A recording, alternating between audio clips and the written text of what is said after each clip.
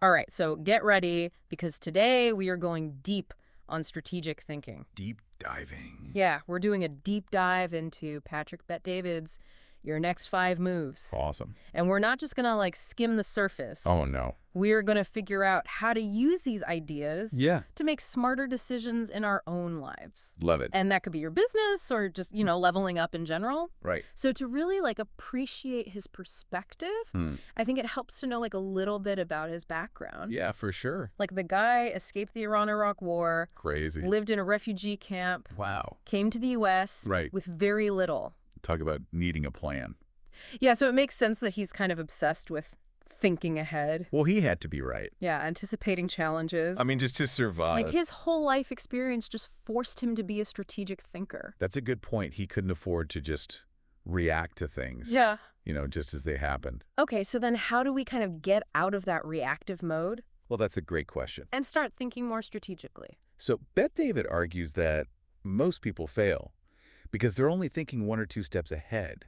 Like they're playing checkers. Checkers. Instead of chess. Okay, I get that. Yeah. I like that. So it's like, how do we upgrade our game? Yeah. How do we get to chess? How do we become chess masters? Yeah. Well, he actually uses Magnus Carlsen as an example. Oh, wow. The guy who can think 15 moves ahead. I can barely think 1 move ahead. Right. That's incredible. So, like, obviously, most of us will never reach that level. No. But the idea is to stretch our thinking beyond just the immediate. You got it. So Bet-David suggests we aim for 5 moves ahead. 5 moves ahead. Which So, seems that's ambitious, but not totally impossible. Right, not paralyzed. It's 5 moves ahead. Yeah, I like that. So it's about finding that sweet spot between being prepared, Okay. but not getting lost in, like, the what-ifs. The weeds. Yeah. So where do we even begin with that? Yeah. I mean, 5 moves ahead, that's a lot. It is. So Bet-David's really clear about this. Yeah. Before you even start plotting your moves, you have to understand yourself, Okay. your goals, your values, what you truly want to achieve. And he calls this move 1. Okay. Know yourself. But isn't that kind of like a given? What are you Like, don't most people already kind of know what they want? What's deeper than that? Okay. But David actually tells this story about getting passed over for a promotion. Oh. And at the time, it was devastating. Oh, yeah. But it forced him to confront what he really wanted. Like, what were his true ambitions? Interesting. And so he actually created this personal identity audit.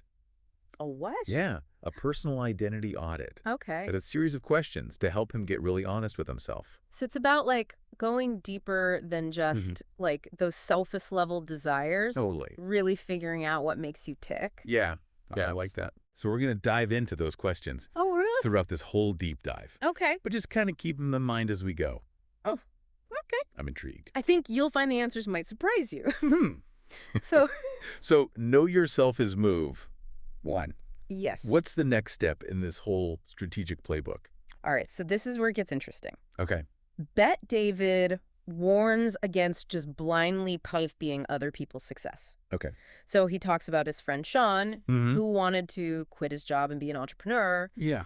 but he was also super committed to spending time with his family. Oh, wow. So like that classic struggle. Right. Okay. So it's not about trying to be the next Elon Musk. Or Oprah. Yeah, you have to find a path that aligns with your own values. And your own priorities. Exactly. Yeah. So he introduces this idea of the pyramid of why. Okay.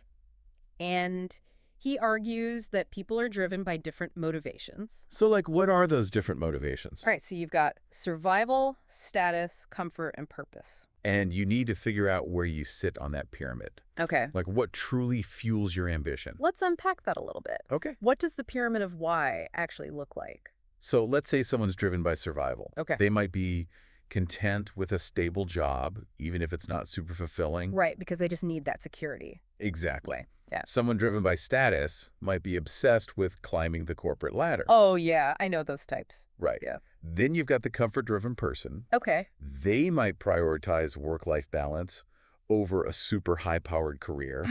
Yeah. And then there's the purpose-driven individual. Right, like they're chasing a bigger vision. Exactly. Okay, but how does all of this connect Yeah. to actually making these strategic moves? It's all about laying the foundation. Okay. Once you know yourself and what drives you, you can start building what Bet-David calls a benefits program. Wait Wait a minute. I thought we were talking about business strategy. Not employee perks. I know it's a broader concept. Okay. So he says, think of yourself as a product. Okay. What are your unique skills, experiences, even personality traits? Interesting. That make you valuable. Okay. So whether you're an entrepreneur or an employee, this is what you bring to the table. It's like your personal value proposition. Yes, exactly. Oh. What are you offering that makes people want to work with you? Invest in your ideas. Right. Just be around you. Exactly. I like that.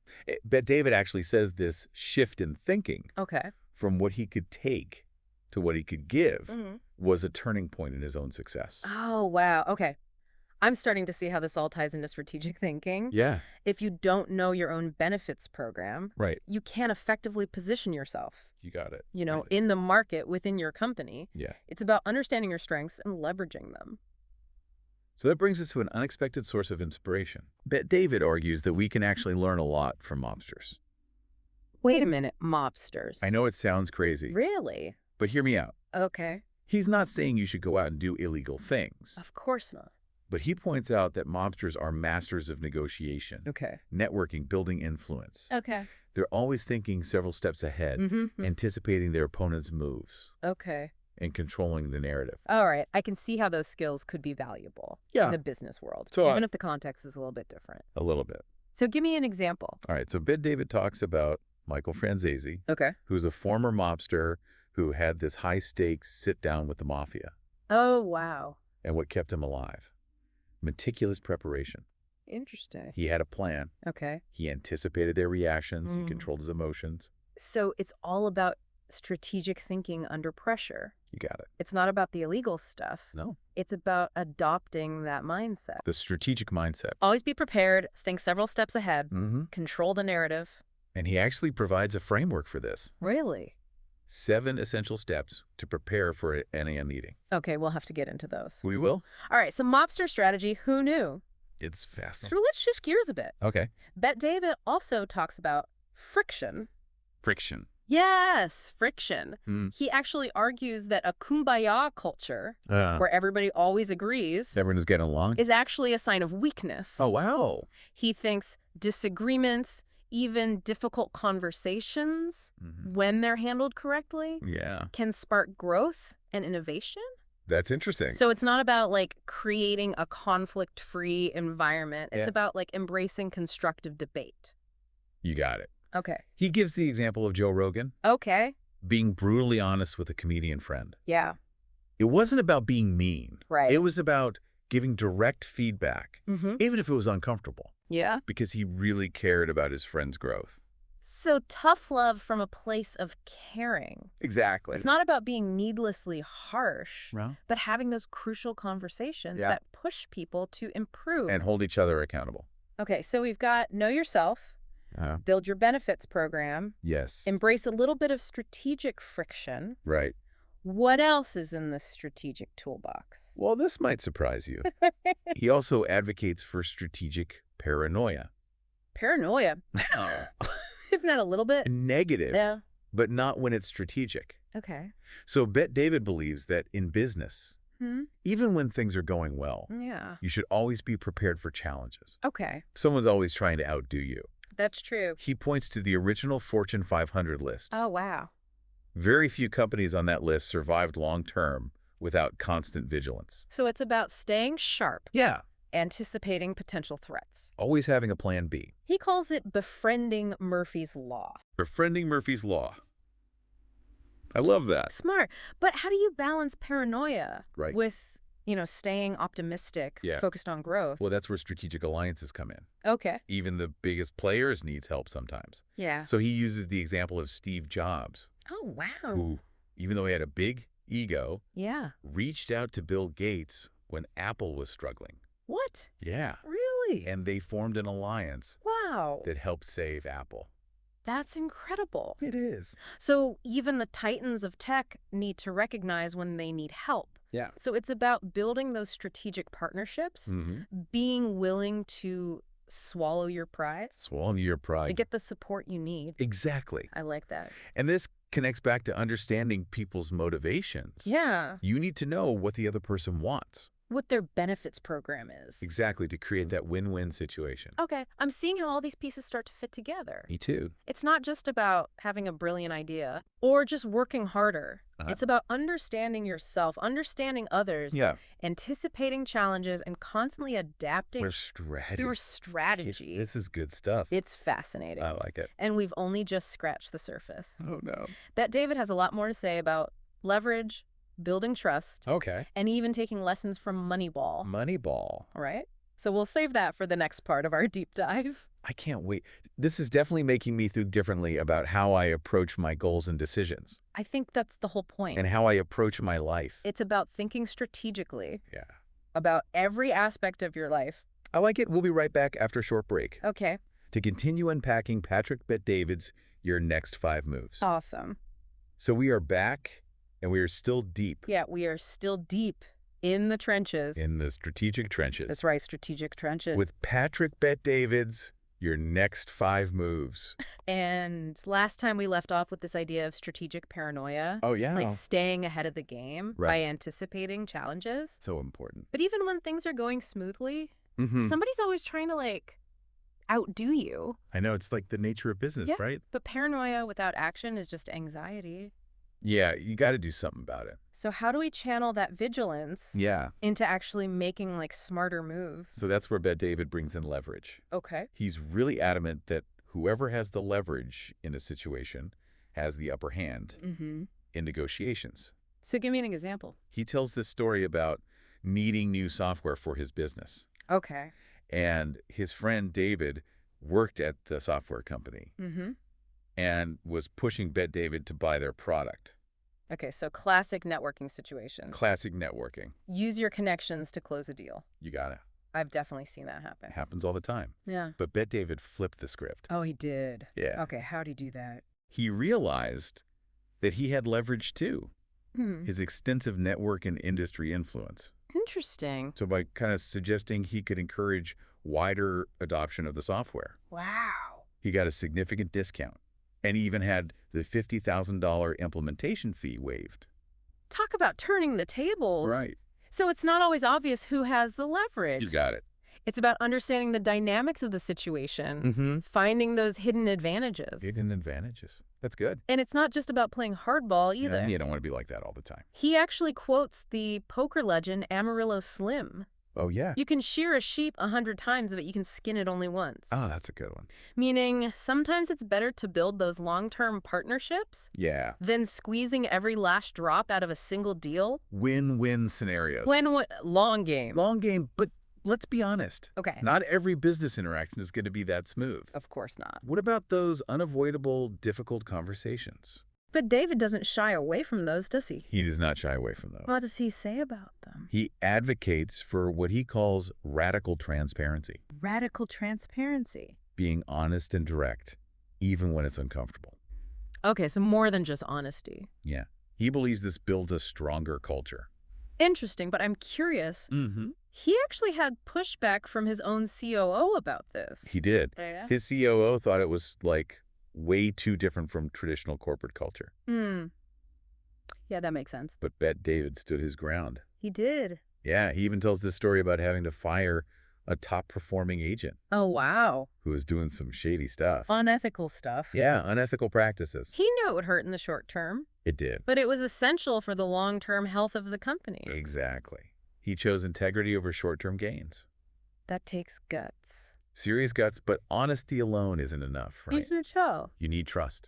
Absolutely. You have to have that foundation of trust. So how do we get there? Bet-David breaks down trust into 4 levels. 4 levels of trust, okay. And he actually cautions against blind trust. Which is? Level 1. Level 1, okay. He learned the hard way. You can't just trust everyone equally. Yeah. He shares some pretty intense stories about betrayal and broken promises. Oh, yeah, the kind of stuff that makes you question everything. Yeah, for sure. It's a reminder that even when you think you know someone, there are always unknowns. Yeah, you got to be careful. So you need to be discerning. Yeah. Build trust gradually. Especially in business. Especially in business. So how do you go about building trust strategically? All right, so Bet-David suggests something really interesting. Okay. I'm intrigued. Applying the concept of love languages to business relationships. Hold on. Love languages for entrepreneurs? I know, it sounds crazy. It sounds a little touchy-feely. I know, right? For the cutthroat world of business. But he makes a really compelling case. Okay. He actually lists 9 love languages for entrepreneurs. Okay, what are those? Things like words of affirmation. Okay. Quality time, acts of service, gifts, and so on. And the idea is? Figure out what motivates the other person. Okay. And speak their language. So it's not just about being nice to everyone. No. It's about understanding what makes them tick. Yeah. Tailoring your approach. Exactly. So some people might value a public acknowledgement of their work. Okay. While others might prefer a one-on-one brainstorming session. Okay. I can see that. So it's not just about managing employees. Right. This applies to clients, investors, even competitors. Wow. Okay. So it's really about those relationships. Relationships are everything. Yeah. And they all contribute to building momentum. Okay. Which Bet David says is essential for scaling a business.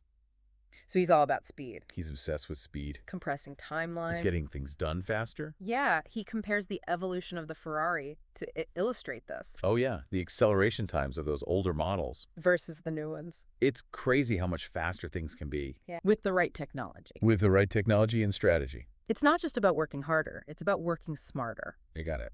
And he even provides a 7-step system for streamlining processes, achieving faster results. 7 steps to speed. Okay. But beyond process, yeah, he also emphasizes timing. Oh, yeah. Timing is everything. Knowing when to launch a product, make a move, even fire an employee. Big decisions. Can make all the difference. Huge difference. Didn't he share that example of the company? Oh, yeah.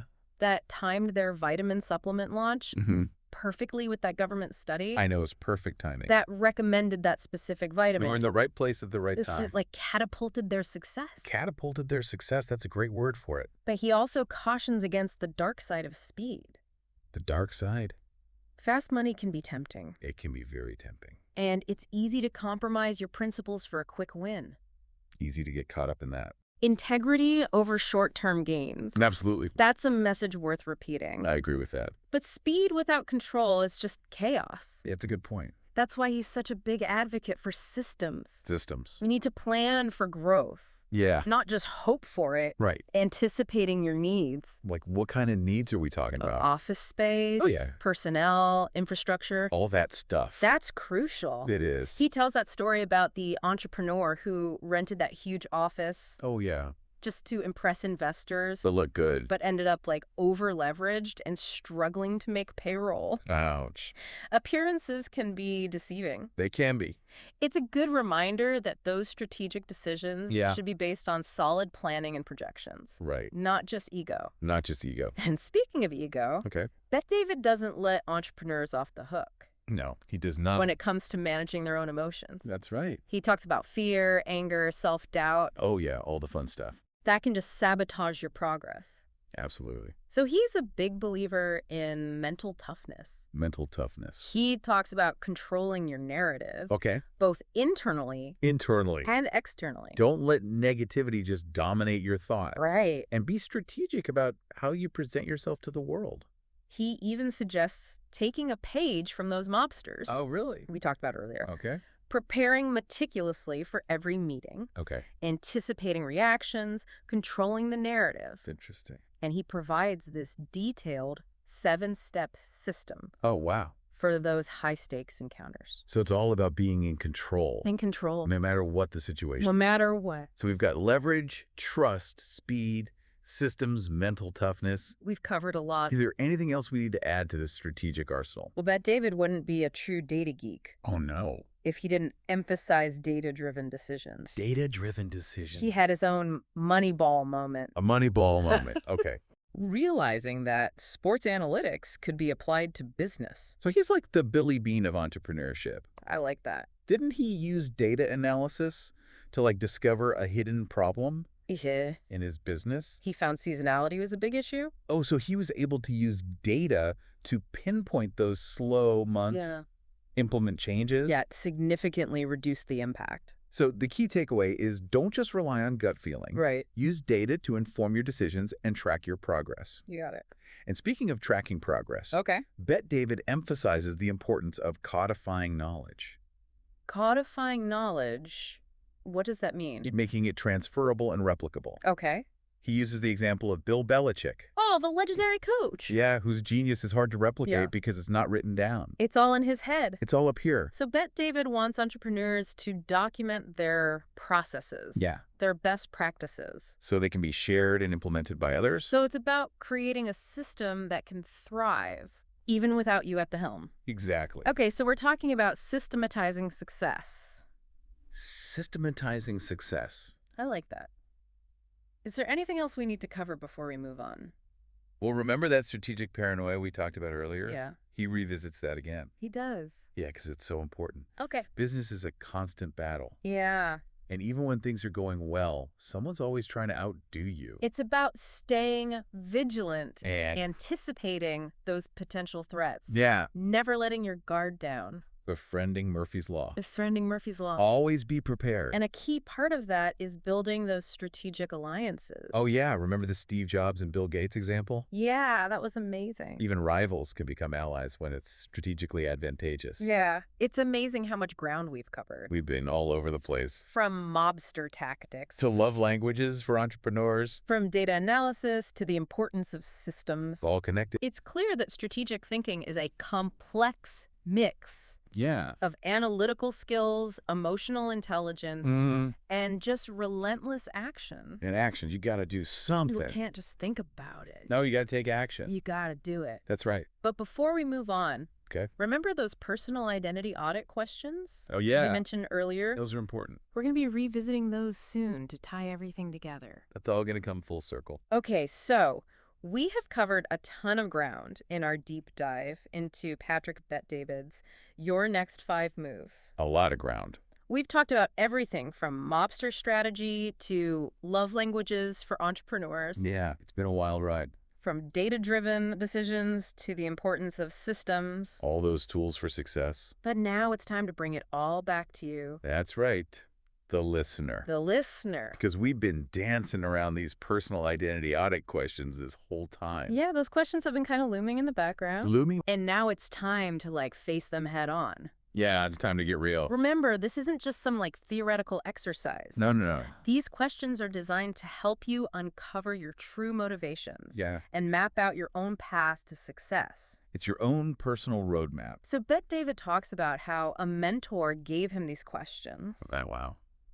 83 of them originally. 83 questions? During a really tough time in his life. Oh, wow. And he spent hours on a beach wrestling with them. I can imagine. Confronting his fears and insecurities. It sounds pretty intense. It does sound really intense. He even admits to crying during the process. Oh, wow. But he says it was ultimately transformative. Like a breakthrough moment. Exactly. Yeah. He realized that the answers to his problems and the key to unlocking his potential were within himself. That's powerful. That is powerful. So it's a good reminder that real self-discovery can be emotionally challenging. Yeah, it's not always easy to face those tough questions. No, it's not. But it's worth the effort. It is worth it. So have you been thinking about these questions throughout our deep dive? Yeah. Have you? I have. Have your answers changed? Have new insights emerged? I'm curious to know what's been resonating with you. What stood out? Honestly, everything's been so thought-provoking. Yeah. But I keep coming back to that idea of the benefits program. Oh, yeah? Defining what you bring to the table, your unique value proposition. Yeah, that's a big one. That's something I really want to explore further. It's a powerful concept. It is, and it's so closely tied to those personal identity audit questions. Yeah, because to truly understand your benefits program, you have to know yourself inside and out. Okay, so let's dive into some of these questions. All right, let's do it. What's the first one that jumps out at you? Well, one of the early questions Bet-David asks is, how do you think the world views you? So it's about perception. Yeah, perception. How do people see you? And how does that align with how you see yourself? That's the key question. And that leads naturally to the next question, which is, how do you view yourself? Now we're getting somewhere. This is where the real introspection begins. Time to get honest with yourself. Yeah, about your strengths, weaknesses, the whole package. The good, the bad, the ugly. And then he takes it even deeper. Oh, he does. With, how is the public you different from the private you? Ooh, that's a good one. We all wear different masks, right? We do. It's part of being human. So it's important to be aware of that gap. That gap between the public and the private self. Are you hiding parts of yourself? Are you projecting an image that isn't authentic? Those are tough questions. They are. But they're essential for understanding how you navigate the world. How you show up. There's another question that really struck me. Okay, let's hear it. What conditions produce the best version of you? The best version. Or version of you who competes and gets the highest results. So it's about identifying those triggers. Those triggers. That ignite your drive. And bring out your peak performance. So what are those triggers for you? Is it competition? Fear of failure? A desire to prove someone wrong? Maybe a combination of all of the above. Once you understand what fuels you, yeah, you can create those conditions more intentionally. You can set yourself up for success. But you also have to acknowledge the flip side. Oh, the dark side. Bet David asks, what brings out the worst side of you? Why? Ooh, nobody likes to think about that. It's about understanding your shadow side. Our shadow side, we all have one. Those negative traits that we all have. By acknowledging them, we can learn to manage them. And prevent them from sabotaging our success. That's right. There are also questions about values, fears, accomplishments. Yeah, he covers it all. One that I found particularly interesting is, do you get along with people like yourself, or can there only be one of you in the room? That's a great question. It reveals a lot about how you interact with others. Yeah. Do you thrive in collaborative environments? Or do you prefer to be the dominant force? Understanding this can help you build more effective teams. And partnerships. It's all about relationships. So as we wrap up this deep dive, okay, it's clear that Patrick Bet-David's Your Next 5 Moves is more than just a business strategy book. It's a philosophy. It's a framework for personal growth and self-discovery. I like that. It's about aligning your actions with your values, building a strong network of support, your tribe, and constantly challenging yourself to reach your full potential. Never stop growing. It's about taking control of your narrative and creating the life you want. Both personally and professionally. And it all starts with asking the right questions. Would love questions. The ones that lead to real breakthroughs. That's where the magic happens. So as we leave you today, yeah, we want to leave you with one final thought. Okay. What's one small action you can take today to start thinking more strategically? Yeah, what's that one thing you can do right now? Could it be setting aside time for reflection? Maybe analyzing some data you've been neglecting. Maybe it's finally having that difficult conversation you've been putting off. Whatever it is, take that first step. Embrace the challenge. And remember, the journey of strategic thinking is ongoing. There's always another move to make. That's right. Thanks for joining us on this deep dive into Patrick Bet-David's Your Next 5 Moves. It's been a pleasure. We hope you found it as insightful and thought-provoking as we did. Until next time.